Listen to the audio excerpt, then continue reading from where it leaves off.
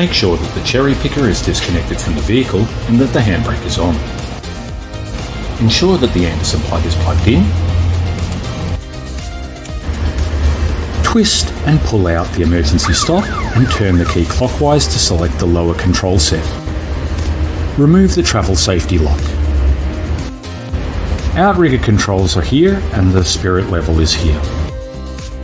All the outrigger controls are clearly marked as to which does what. None of the controls will activate unless you're pushing down on the front lever. Always put down your front two outriggers first, so you do not load all the weight of the machine onto the jockey wheel.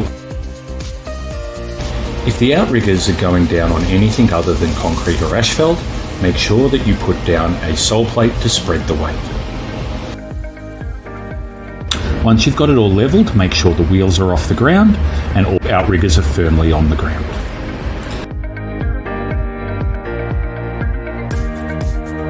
To control it from the lower control set, all the controls are clearly marked.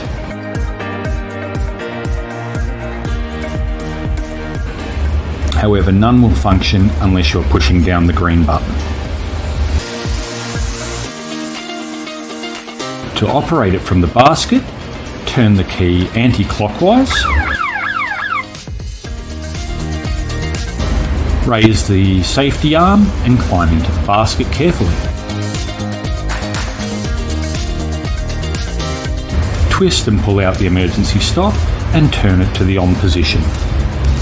All the controls are clearly marked. The one people sometimes miss is this one here at the back, which is the tilt on the basket. None of the controls will do anything unless you're holding down the green button or you have your foot on the foot pedal. When you are finished, turn it off and hit the emergency stop. It's very important to keep an eye on the cable bundle to make sure that it doesn't get snagged on anything. And then make sure you hook up the travel safety lock before transporting the machine.